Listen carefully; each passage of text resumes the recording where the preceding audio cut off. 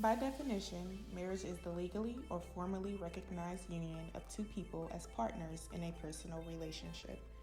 MsConceptions is taking the time to highlight what marriage looks like in the Black and Brown community. Hey everybody, I'm Chellvie. This is Kamau. We're the Mbalias, and we've been married for 5 years, and we are here to share our love story. I'm actually the founder, creator, and content writer of MsConceptions, and I figured that with us going on 5 years of marriage and MsConceptions going on 1 whole year, yay! I thought it'd be really great to just kind of give a gift to the world.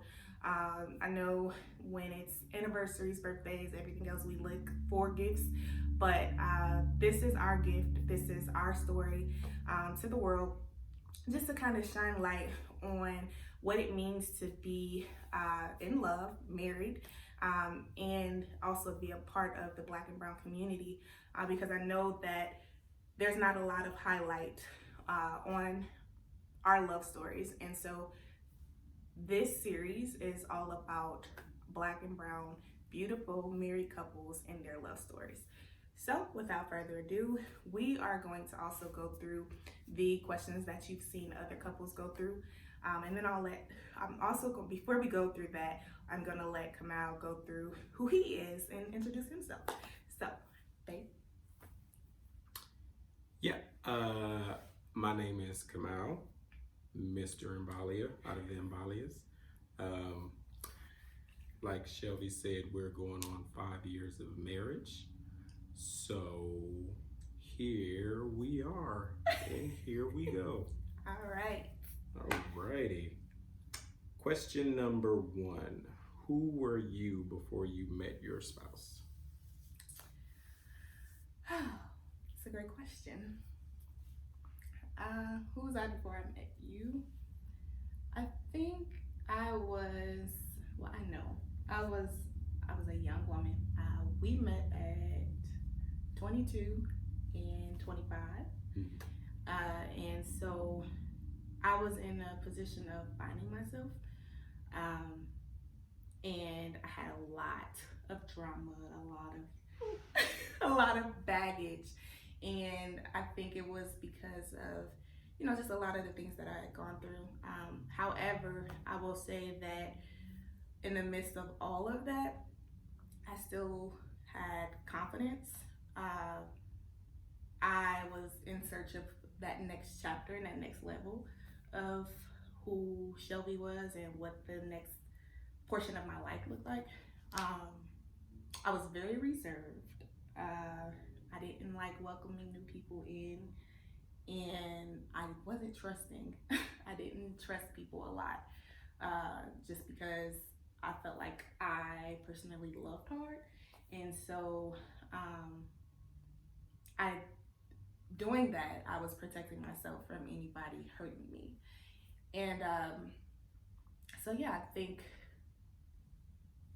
I was someone who loved hard. I was someone who lacked trust.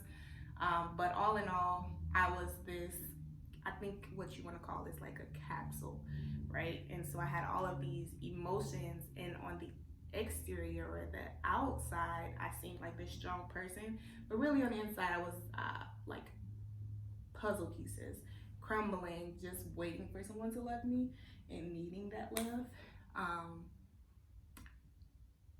So yeah, I think that kind of gives a little snippet of who I was. Who were you? I was also young-minded, more so just, I was young as well, so I was just looking to have fun, really. Still in the kicking it phase, still, trying to go hang out, do whatever, really, not whatever, but just have a good time, whether that's staying up late, hanging out, going out with friends, going over or having friends over, kickbacks, barbecues, all of that type stuff. I was just trying to have fun. young, single, um, feet getting wet in a career within the industry. So had no ties, no obligations, making decent money. So I was just young, wild, and free. And see, Recording. How did you know that I was the one for you? we talk about this often. It was because I had that young, wild, and free mentality. Nothing really caused me to deviate from that perspective, from that just freedom that I had. Nothing sat me down and said, "Hey, maybe you should do something else. Maybe you should go over here." I didn't care about anything that much. So when we started talking, it was a new feeling that was introduced. It was, the want or the desire to continuously talk to one person, to be around that person, to go and see that person. And it was just, causing me to do things that were out of my norm.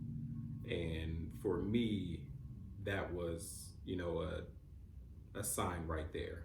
Because, like I said, young, wild, and free, had my own routine going, and then boom, an abrupt left turn. So, and it was positive. It caused me to, look outside of my perspective, live less selfishly. So it was also growing me for the better. So all of that lumped into one was kind of how it triggered. You?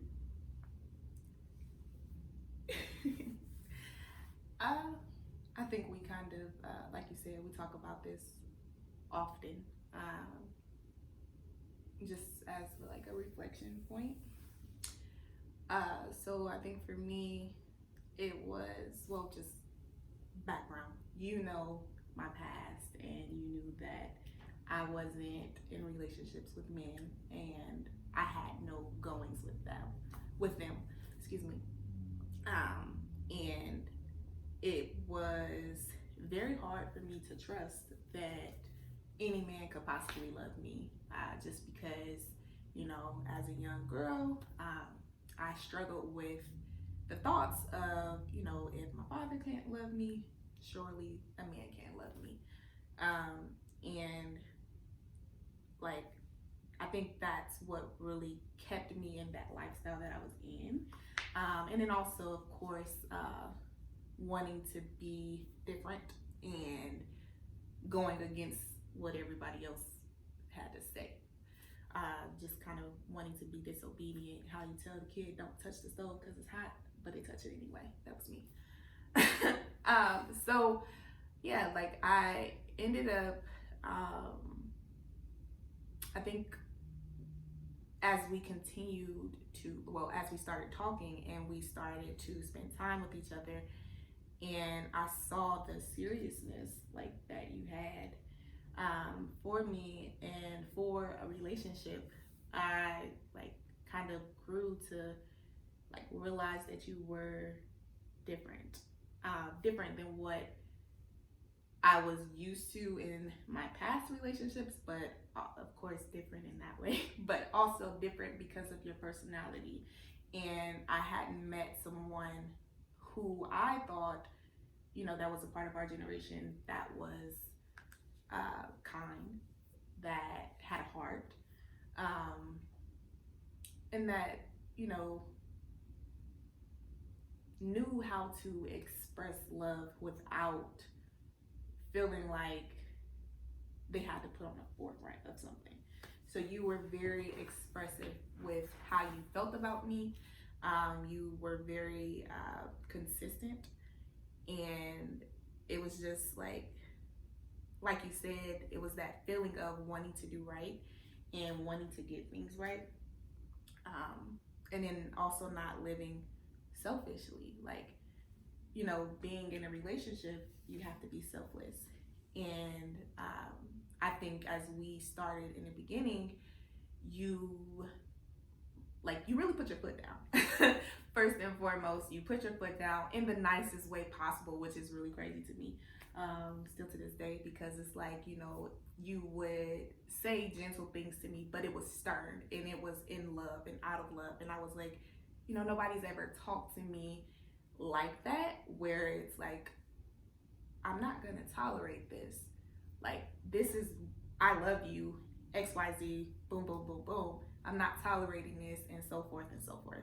And I just kind of opened my eyes in a sense of, wow, this man is really, one, taking my mess with my purpose, or with my good, I should say, and kind of loving it all together. And it's very it's sometimes hard to come across people, even friends, that can accept you for all of you. And you really did accept me for all of me, no matter what it was that I did, no matter what it was that I said.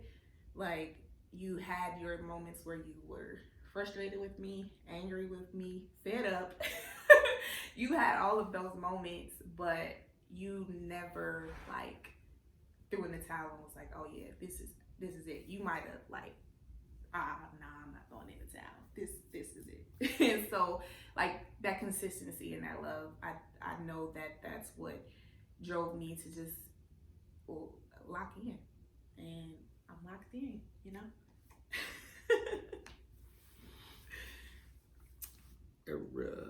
What do you think prepared you for marriage, and how would you say that preparation has worked in your marriage? You want to answer this one first? No, that's me asking you. Okay. What do I think prepared me for marriage, and how would you say that preparation has worked in your marriage? Okay, that's a great question. I don't think, now that I am in marriage, I do not think anything prepared me for it. But what I will say is that knowing the people that I dated in my past, and now being with you and being married to you and being, all in it, I think getting it wrong then allows me to get it right now, and wanting to get it right. So I personally do not think, like I said, besides getting things wrong in order to fall into your arms and into your heart, yeah, I don't think anything really prepared me, in a sense that, we are kind of making our own definition of what marriage looks like, and, making it work the way we need it to work for us. So I personally do not think anything has prepared me. And then I will say, I never had people pushing me. My mom was not pushing marriage, telling me that I had to be married and I had to have children. She never pushed that on us growing up. So it was never a thought that I had to be married. And I had to prepare myself as this woman to be a spouse to somebody else. And so I am thankful for that. And I think that's something I always show gratitude to, because, she set the path to say, okay, you are a woman. And I was always a woman first. And I think I've always realized that, and sometimes it might get murky. Sometimes it might fall to the side. But I think all in all, I've always realized that I'm a woman first. And so in that delivery, I'm able to show up as your wife and not necessarily fall back on preparation that probably may not be the most healthiest preparation. So, yeah. What about you? I'm not sure anything really prepared me for marriage. I think the closest thing to preparation would just be witnessing my parents' marriage.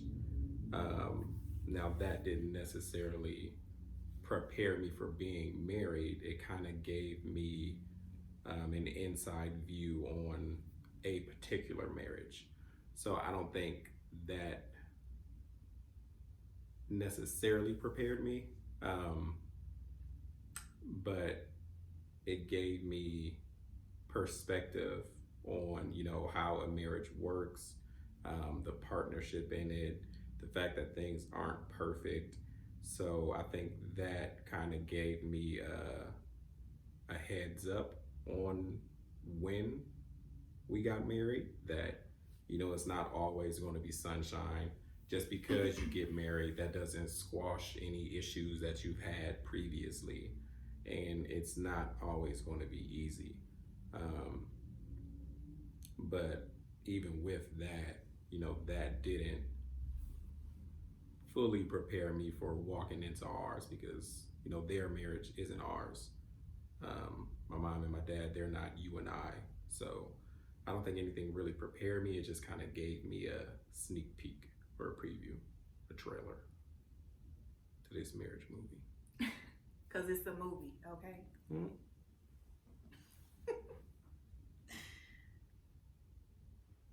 We all know that marriage is different when you enter into it and you're committed to seeing it through. We also know that there are bad days in marriage. On days that you may not like each other, how do you handle conflict in your marriage? Take that. It varies. It varies. Some days we handle it well, some days we don't handle it at all. There's times where, you know, we just kind of ignore it and it passes, but then, you know, of course, it rears its head again later on in the future. But there's also days where, you know, we circle back and we come together and we talk about it. We figure things out, we apologize, and we move past it. If a solution is needed, we try and come up with that, or a compromise or something.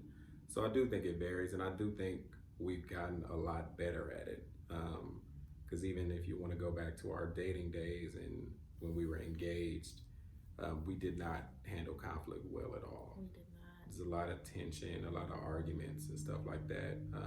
Because I think we're both similar in a lot of ways. We're both very stubborn, not quick to admit that we're wrong. So we always want to win the argument. And that's one of the issues that you'll find in marriage. People wanting to win the argument. You're not arguing to win. You want to figure out what's best for your marriage moving forward. And I think that's something that we've come to grips with. Still have work to do, but we're definitely handling it better than we were. So I agree. You better drop them gems, okay? But yes, I totally agree.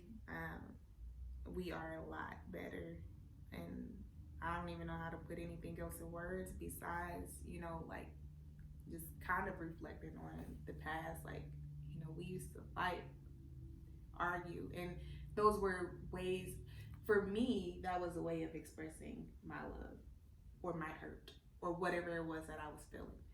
And because that's what I was used to. I had no other knowledge of, or not that I had no other knowledge. I didn't tap into the knowledge of better ways to do that. And yeah, I was also very childish and immature. What? Oh no, not me. But I was very childish and immature, and like you said, looking to win, and so a little petty too. It's okay. And so I was looking to cut deep with whatever it was that I was doing.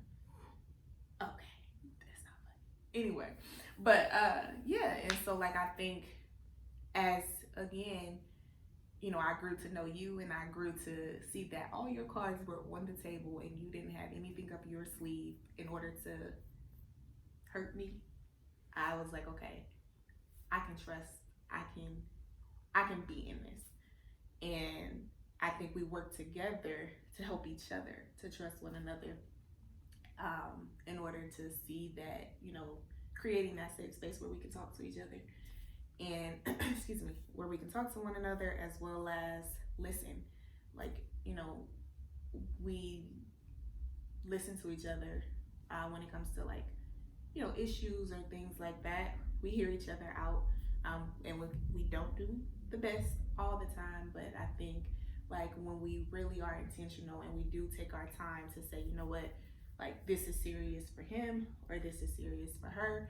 Let's make sure that I'm locked in, I'm tuned in, and hearing what it is that he or she is saying. And so I think when we take that initiative, and I also think therapy is a really, really big what's the word I'm looking for? I don't want to say resource, but for lack of better terms, I think that's a really huge resource for us, just because it helps us to learn each other with the help of someone on the outside looking in of how we're operating, because we may feel like it's normal, or we may feel like what we're doing is okay because it's what we're used to. But I think our therapists, past and present, have really showed up for us and just kind of like helped us navigate through how to show up for each other. So yes, conflict is not always something that we are the best at, and sometimes it is like kind of like shooed away, which is not good at all, because that brings more troubles and things like that. And we've learned that, and we are getting better. And so I'm happy about that. And I'm just excited to see where we are in the next 5 with that. True. True. What does love mean to you? Explain. What does love mean to me?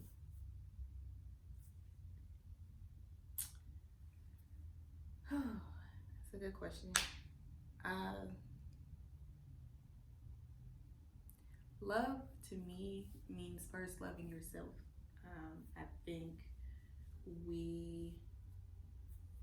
in order to give love, we have to first love ourselves and love who we are, and as well also operate with care, and so show people that we are invested in ourselves. So before I get into what I think love is, I think the establishment is that you cannot love anything or anyone until you first love yourself, and I truly believe that. And so love for me is being able to be there for someone, for the good, the bad, the ugly, no matter what. And knowing that every day is not going to be pretty, knowing that there's going to be tough times, and you still have to be, if you say that you love this person, having that consistency, working through whatever obstacles may come. I also think, and I share this with kids, that love is in action. It's also outward. So, like for instance, for me, I believe that, when you do, things around the house, or you may grab me something at the store because you are thinking of me, or I'm on your heart, those sorts of things are out of love. Those are deposits. And so I think that love is just really being able to show up and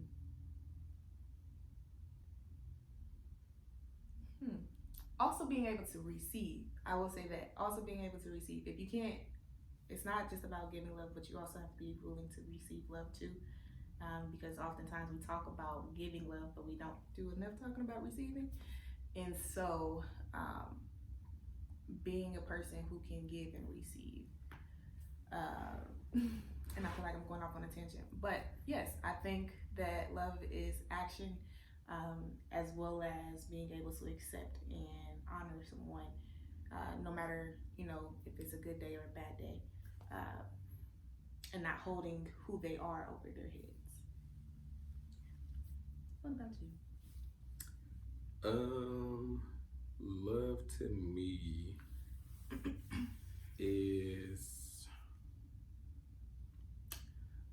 me is understanding. It is trusting. It is forgiving. Love is selfless.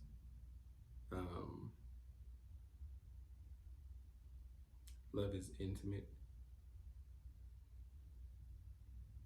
Yeah, I think all of those things kind of describe what love is to me, because I don't think you can have true love without one of those components. So yeah, that's what I'm gonna go with. Yeah, I'm gonna go with your answer too. Cool. All right, cool. What would you say your spouse's love language is? Do you respond to your spouse's needs in their love language? Explain. We took that quiz. I think that was back when we were engaged. But I would say your love language fluctuates between two. I would say it's either words of affirmation or physical touch. I think, some days a hug, can put you on cloud nine. Whereas other days, me just saying you're beautiful, or, I love you, I miss you, things like that, or just supportive words. I'm proud of you. I see what you've been doing. You've been, conquering a lot. I notice you. I think those words on some days will put you on cloud nine. Do I respond to that all the time? Definitely not. Because I think, and we've identified that, but I think one of the issues in marriage is you respond and you give love in your own love language. And it's not done maliciously. It's not like ignoring your partner. It's just, it's out of habit. It's, what you're used to. And that goes back to the whole selfless part of love.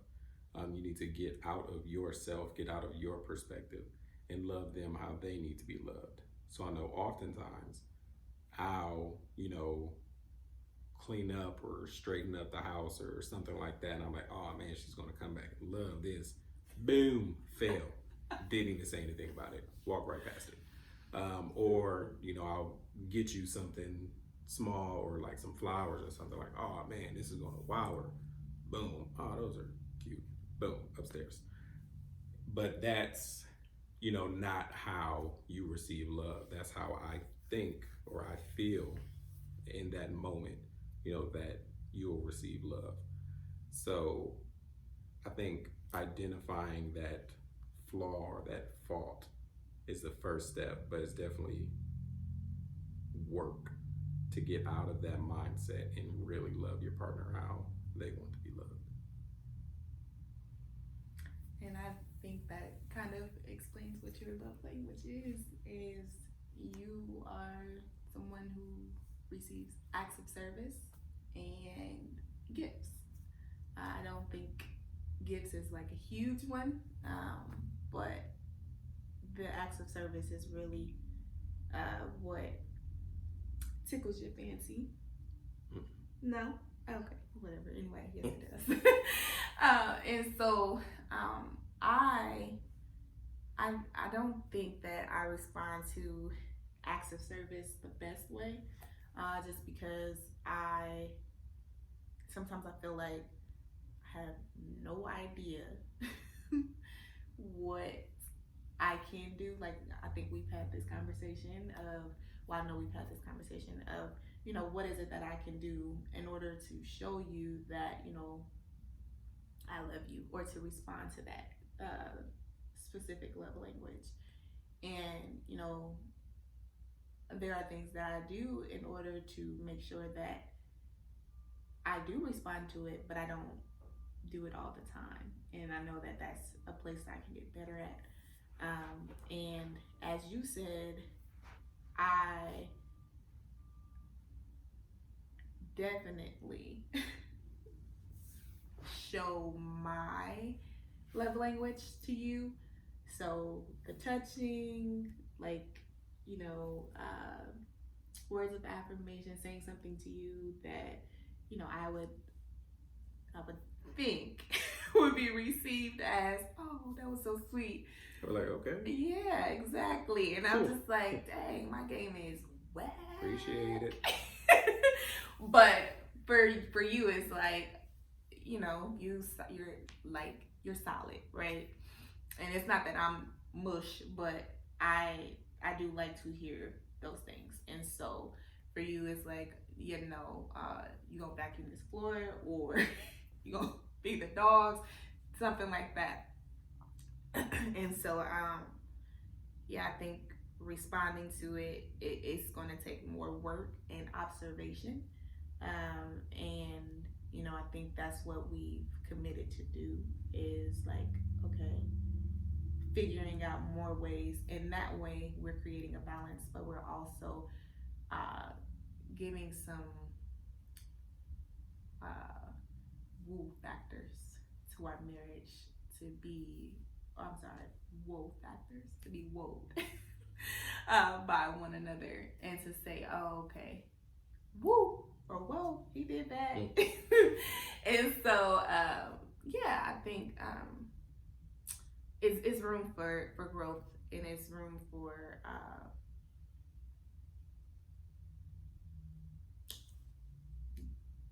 you to teach me to teach you. Yeah, and I was going to piggyback on that, because I think what's also important is communication, because we change. Our wants change, our needs change, the way we receive love changes. So, we can't just expect our partner to understand that, okay, well, I'm not so big on physical touch anymore. Gifts are my thing now. You can't just expect them to understand that. So communicating that, and maybe even revisiting, that quiz every now and then, I don't think it's not going to hurt anything, because you may not know if, your love language has changed.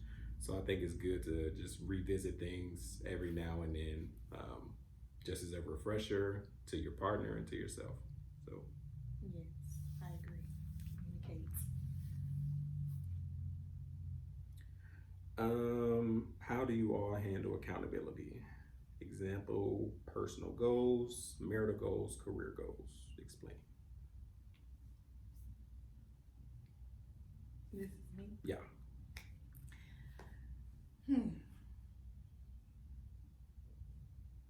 I don't know if we do the best at accountability. However, I do know when it's something that we both really, really want, we support each other in that. For instance, MsConceptions. I really wanted to focus on MsConceptions, and not only that, I needed the space to kind of just be, and you supported me quitting my job in the midst of a pandemic, and you made sure you held me accountable to figuring out what it is that I wanted out of life. Like, that's one of the most recent experiences that I kind of wanted to touch on, just because it was just that was a long, what was it, 7 months, 8 months, I don't even know, the time flew by, but well, it didn't fly by, but it didn't seem that long because we were enjoying each other. And I think the time allowed for a lot, like for us to enjoy the kids, for us to just be. Um, and my job was very stressful and it was demanding. And so I think just having that moment and then now being able to uh, recollect my thoughts, I realized that, you know, wow, Kamau was really there. He really showed up. Um, he was like holding me accountable to make sure that I wasn't making rash decisions. Um, and like, you know, I would apply to jobs just because I was like, I want a job. And he would just be like, no, do you want this job? Like those sorts of things. And I was just like, you're right. So I will say that, you know, there are times where we hold each other accountable when it comes to like personal aspects and things like that. And then as far as like careers and like, I feel like we root each other on, but with our personalities, uh, for me, I realized that, you know, always checking in to make sure you're doing XYZ is not, it's not received in the way that it would be received by me. And so just always being like, you know, what's your goals looking like? What's this? Blah, blah, blah. Like that's more, I think that's more irritating to you than it is like reassuring that, oh, she's standing behind me. And so sometimes I think maybe like because I know that about you, I might fall back a little bit in areas you may need me to hold you accountable. And so I think going back to what you just said about our love languages, just kind of communicating to grab that understanding of, okay, do you want me to say something or you don't want me to say something? So, yeah, we are holding each other accountable when it comes to our finances at this time. I think we are really seeing a peak there and seeing each other flourish in that aspect. And I think that's like a goal that we both kind of wanted to allude to together. And then just like our small daily things. So if we set something up, for instance, like a family trip, making sure that we follow through with it because everyday life, being parents of three, is exhausting sometimes. And so like we may not want to do things and you know that weekend that we want to go on a family trip, we may feel like, you know, I just rather stay home and just lay back or something. But those small pieces of accountability to make sure that, you know, our children get a good upbringing, and also making sure that we are, you know, just as close knit and tight as we can be. And just like I said, just those day to day small goals that we don't even necessarily realize our goals. I think we really tap into that. For instance, my eating habits. Like I'll go into wanting to eat better, and you're right there, making sure I don't. And I appreciate those things, even though at the moment I don't. But yeah, I do appreciate those things. So I do think, you know, I don't want to say that we don't hold each other accountable because we do. It's just more so communicating and learning, you know, what that looks like for each other. So, what about you? Yeah, so I think our accountability really depends on the goals itself. If we have measurable goals, I think we're very, very good at holding each other accountable. If you say, I want to, you know, eat better, I know that, like, I can see that progress with, you know, no eating out, limited snacks and healthier meals and stuff like that. I can see that, I can hold you to that. Um, but if I just say, I want to get better at something else, it may not be something where you can hold me accountable because I haven't created any steps or, any, I guess, time frame to achieve that. So I think when we create those measurable goals, we're very good at holding each other accountable. But if it's something more long term, if it's something like, well, we just want to improve communication in our marriage, okay, well, how do I hold you accountable for that? And I think when I don't know that, then I lack in that area. If I can't figure out how to hold you accountable to something, then it kind of just falls by the wayside. So I think that's where we can improve on, not just, waiting and seeing if there's anything to be held accountable for, just still moving forward and creating your own, attainable items or attainable goals. If we want to improve communication in our marriage, okay, take it upon yourself, after 1 or 2 months, set a reminder in your phone. Have we improved? Have we had any, random conversations? If we want to improve our intimacy, okay, 2 weeks in, have we had, any intimate touch points? Have we had any romantic exchanges? Things like that. So just taking it upon yourself to hold yourself accountable, to hold them accountable.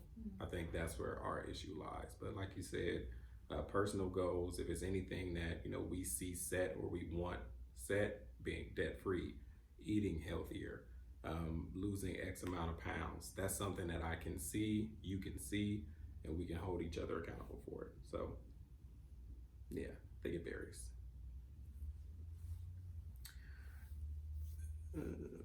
If you can go back and tell yourself one thing about how you saw marriage then versus how you see marriage now, what would it be? About how you saw marriage then versus it now. I do think I was a little naive, and regards to, okay, we just jumped the broom, all these trust issues are going to go out the window. Everything we used to, argue about or have conflict over is out the window. We're married now. We see that we're in this for the long haul, so there should be no further issues. But like I said before, just because you're married, that doesn't, just alleviate all of those worries from before. You're still that same person. They're still that same person. They still have those same trust issues. A ring on a finger, that material band, that doesn't change, the trauma or the hurt that they've experienced previously. If they still see something similar, if they have those triggers, then you're right back to where you were. So it doesn't just wipe away, everything that happened previously. So I think that's something I would tell my younger self. Just, it's still going to be work. Marriage doesn't just wipe the slate clean. You're still going to have to work. You're still going to have to reassure. You're still going to have to get better. So, yeah. I think that's good. That's good. And I'll just kind of just add to get rid of the expectations. I think we realized that kind of earlier on, that a lot of the expectations that we had were kind of unrealistic. And we came in with a perspective of things that we may have saw, whether that was on TV or from somebody else's marriage or whatever the case is. And so I think being able to truly say that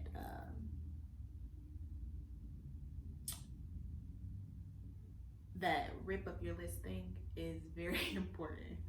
So like what Pastor Mike Todd would preach about ripping up your list, because yeah, like if I constantly try to hold you to an expectation that I have that you probably have no idea I even set, it's unhealthy because I'm sitting around mad or upset about something that you clearly have no knowledge on. And I think that's what we tend to do with those unrealistic expectations is we house them inside, and before long we don't, well, for a long time we don't vocalize what it is that, you know, we're feeling or we're wanting, and it's just that expectation for our spouse to deliver, and that's not healthy, and it creates a lot of damage and resentment, and that it's unfair to the other person on the receiving side, and it's unfair to you too, because you are left with a lot of stress and whatever, you know, you may be going through. But it's very unfair to your spouse because you have now kind of built this wall up towards them, or whatever, you know, your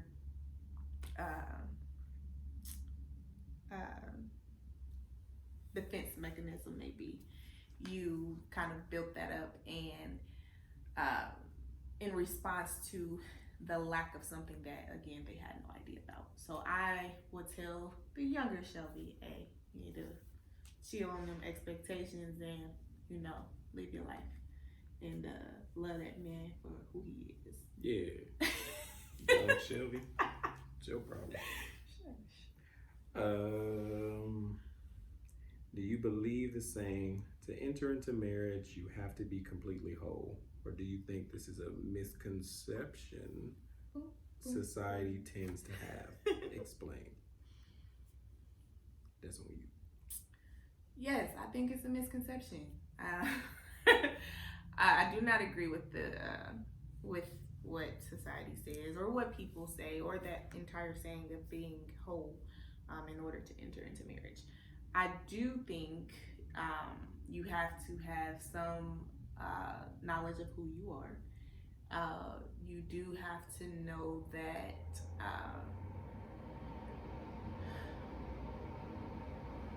you have to be serious in what it is that you want. You have to know that, okay, if this is what I'm going to enter into, this is what I am going to commit to. But I do not think that saying I need to be whole, I don't even know if anybody will ever be whole. Like, I think what completion means is when we actually rest, like we are laid to rest. So I think that's when wholeness has happened, because every day you're learning, every day you're changing, you're evolving into something different. And like you said, going back to the love language about, you know, we change, we do change. And so we can't necessarily say that we're going to be complete when entering into a marriage, because then we are not allowing ourselves to grow into who we need to become. I feel like we're always becoming, and that is not unhealthy at all. It's very healthy to be in a teachable mindset, and yeah. And then I want to say that marriage is grounds for the two of you to create, or the two of us, I'm going to say the two of us. Marriage is the grounds for the two of us to create something totally different than what we did independently from one another. So I don't necessarily think that God created marriage for us to be to enter into it completed as our independent selves, because now we've entered into a marriage and like learning your love language or learning who you are. I don't need to know that. I don't need to do that because I'm complete, so you should be complete. And then there's no, I don't know, like no variables of wanting to work things out or work through things together. So I don't know. I don't agree with it. I don't think that it's healthy to push that. No matter who you are, like as a parent, church member, whoever, like I don't think it's healthy to push, oh, you need to be complete, you need to be complete, you need to be whole, because what does that even look like, and how do you even get there? And tomorrow I might want to do something totally different than what I wanted to do today. So does that make me incomplete? So I think we need to stop addressing it in that manner. I'm gonna be honest, I never heard that before. So I definitely don't agree with it. I've never heard that you should be completely whole prior to entering into marriage. Mm-hmm. I'ma just assume that that expectation is for you to have everything together, not necessarily knowing everything, but I don't think you can walk into marriage with those expectations. It just doesn't work that way. So yeah, I'm gonna say it's a misconception. I'm gonna say it's a misconception as well. What are things you do in order to keep from losing yourself in marriage? Explain. Losing myself in marriage, I don't really know what that means, but I don't know how you get lost. Well, I guess if you're lost in marriage, you're losing yourself, losing who you are and stuff like that. I think the way to help that is, although you are married, you still need self-love and time for self. Whether that's, a girl's night out or just going to get a massage or something like that. Me just taking some time hanging with the fellas, just, going upstairs and taking a breath, something like that. Doing what also makes you happy. You can't lose sight of that. Now in marriage, you do want to, add to your spouse's happiness. You're not creating their happiness, you're adding to their happiness. But in addition to that, you also need to add to your happiness as well. Do the things that make you happy, do your hobbies, do the things that you love. I think that's how you not lose yourself in anything. Just make sure that you're taking time for yourself as well. And kind of to compare it to work, I know one thing that stuck with me early on when I first started my career, one of the guys who I worked with, he essentially said, if you lose time for your hobbies, or if work does not give you the opportunity to enjoy your hobbies or have your hobbies, then something needs to change. And I think that same thing can be applied to marriage. If if you're giving so much in to your marriage and your spouse that you're losing sight of yourself, you're losing the care for yourself, then something needs to change. So also focusing on yourself, because you can't, I think you said this earlier or alluded to it earlier, you can't fully love when you're not loving yourself. So making time for yourself. Well, I think think that's very well said. I, and you know this, I feel like when we first started having children, I feel like I did lose myself, just because I was pouring into you all, as my family, and just kind of trying to make sure that everything was perfect, and not realizing perfection really didn't exist. I, no matter how hard I try, I'm not going to be a perfect mom. I'm not going to be a Pinterest perfect mother, as much as I would desire to be. But yes, and then wanting to be a good wife to you was like all of those things. Those were goals for me, and I didn't really necessarily have that time where I had goals for what that how I said that, I've always been a woman first, and I said that sometimes that fell by the wayside. It did, and that, like, during those times, like with postpartum, dealing with like the changes of my body, like just everything, it's just it put me in a position of stress, depression, and low self-esteem. And so, like, I did not necessarily have that love for myself, and I feel like I did lose myself because, although I didn't have all of those things on the inside, I feel like I still had to invest. I had to give and give and give. And eventually, like, I was exhausted. And I think, honestly, last year was my turning point, just because, like, I was able to be free, like, starting MsConceptions.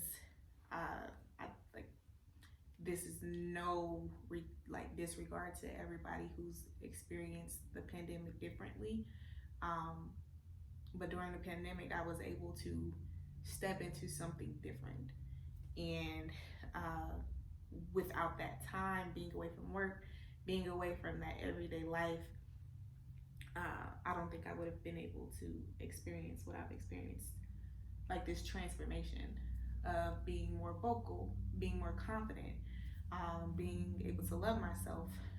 And then I also want to always highlight that, you've taught me that. Like, you've always held me accountable to take care of myself.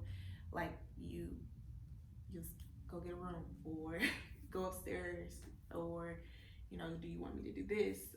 Do you want to go take a weekend with the girls? Like, you've always put me in a position of, reminding myself that I need to take care of me. And that's, like, I used to fight that a lot because I thought, like, well, no, I don't need to I just need to take care of everybody else. I don't need to take care of me. I'll be fine. Not realizing that I was losing myself, and not realizing that I didn't have anything else to give. And so now, like, I feel like a totally different woman. Just because, like, I've stuck to, getting the massage once a month. That's something that I've made for myself. I vocalized to you my desire of, taking a quarterly break for myself. Just those sorts of things, in order to invest in the woman that I am. Because, before you and I was a woman first. And so I have to make sure that I continue to show up, not just for you all, but for me as well. And I can't pour from an empty vessel. And so, like, in order to make sure that you all do feel receptive of what it is that I have to give, then I need to make sure that I take care of me. So yes, I have lost myself. However, like, I'm here now. Okay.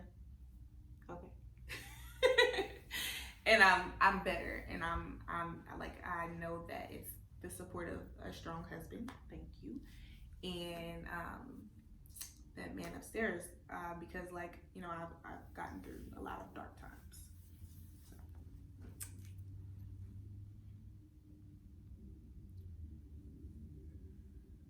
how do you think having children has or will impact your marriage?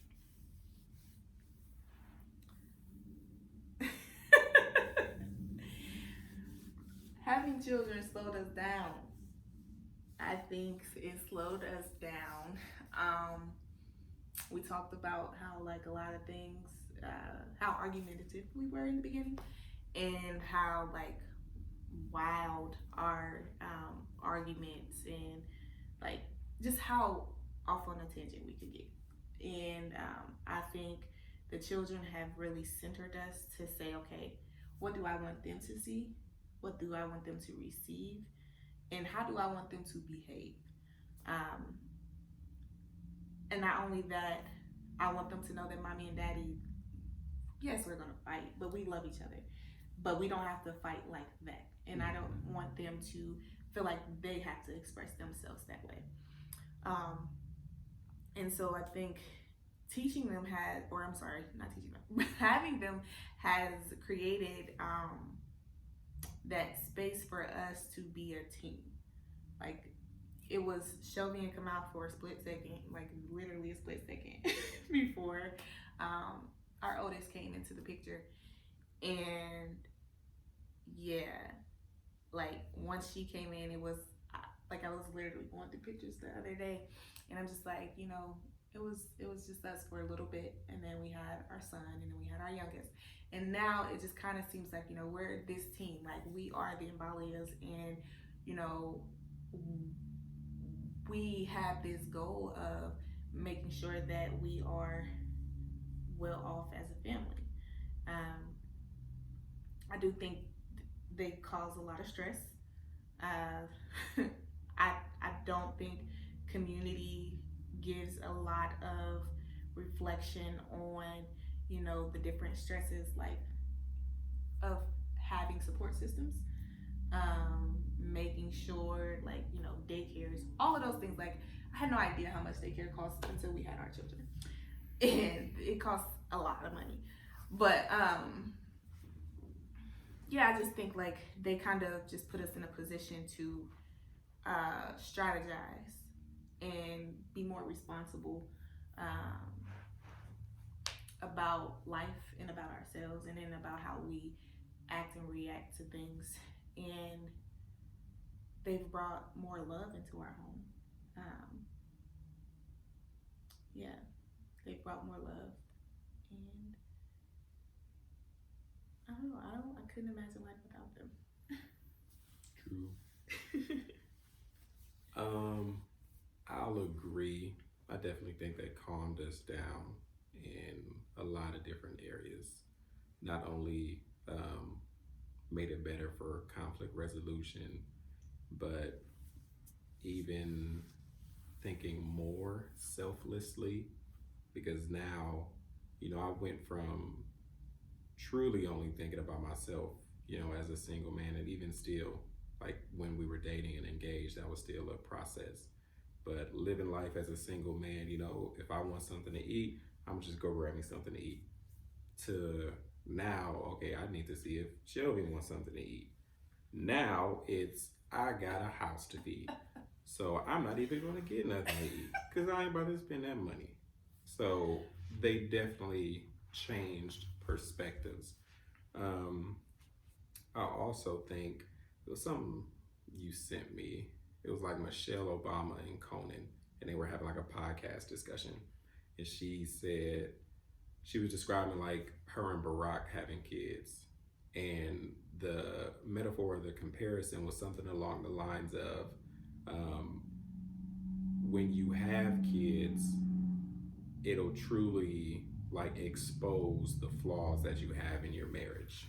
It was something like comparing it to a car or something like that. And but I think that's very accurate, because they desire and require a lot of attention. So they're gonna pull you in every which way, and that can and will, expose some areas that you need to firm up in your marriage.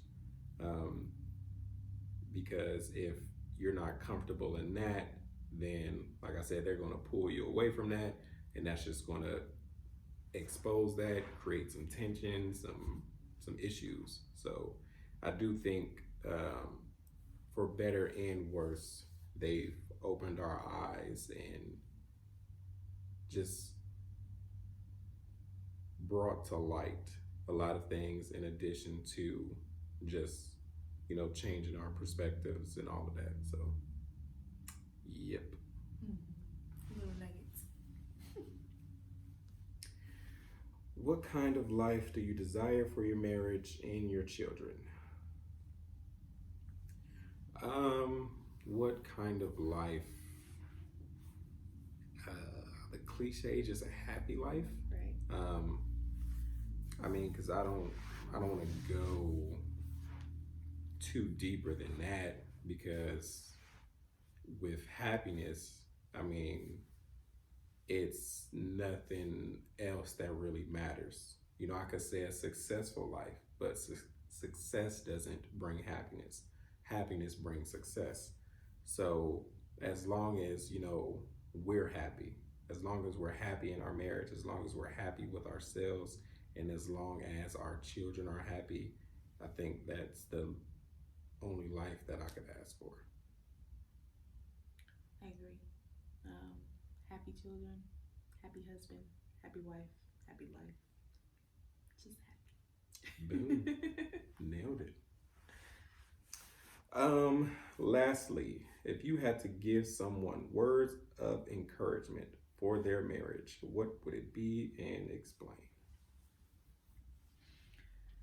If I had to give someone words of encouragement, my words of encouragement would be to make sure that you understand that life can always be different somewhere else. Yes, it can be. And I know we all often hear the grass may be greener on the other side, but I think it's also important to make sure that we are treating or teaching people that the same way that someone else's grass is greener, yours can be just as green as long as you tend to it. And bringing that into marriage, your marriage can be healthy, your marriage can be whatever it is that you dream it to be, as long as you put in the work to do so. So I just want people to understand, because I see it a lot, that people divorce, or they want to give up, whatever it is. And I'm not saying stay with anybody that might be abusive, whatever the case is, but if it's literally because you might feel like, oh, I can do better, or whatever the case is, at some point you love the person that you were with. At some point, that person was who you wanted to spend your life with. And so what can you do to get back to that moment? And then what are you willing to do to get there? So I think all in all, my words of encouragement would be just to understand that we're all human, and every day, like, we're going to make mistakes, we're going to fall short. We've been made that way, and it's up to you as your spouse's partner to say, okay, today may not be the day, but I'm still deciding to stay. I'm still going to wake up, and I'm going to continue to choose this person that I've committed to. And so I think with that is what keeps us, well, I know for me, I can only speak for me, that's what keeps me going, is being committed to choose you every day, to love you, to say that, no matter what, I want that happy life with my husband and our children, and I want it to be fruitful. And I want to make sure that I do my part to contribute to that. I'll throw a few out there. For starters, marriage, and I guess this is kind of a cliche too, but marriage takes work. Um, Marriage is not easy. You're not going to like that person every day. It may be 2 to 3 days back to back. You don't like this person. You like me every day. Nah. But it does take work. I mean, it takes commitment, it takes effort on both sides to continuously get better, because life is ever changing. So you have to learn to change and adapt with it. And the same goes for your marriage. Your spouse changes, desires change, needs change. You have to continuously have that communication, adapt, and work at it. I'll also say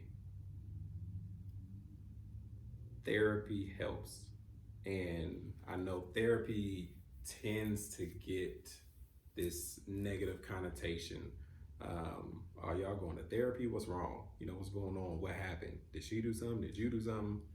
And it's not that. It's really, and this goes for self too. It's just it's helpful to have, you know, that trained person to help you navigate through these circumstances. And nothing has to be wrong, but it's just helpful to have that extra outlet to talk to have that safe space, to have an impartial view on what's going on and provide insight and feedback. So I do think therapy is very beneficial to marriage and to oneself. So a marriage takes work. Therapy is beneficial. Yeah. Throw those two. Love you too. All right. Thank you all for watching our story. Make sure that you subscribe to the link below, and then also put your truth we're making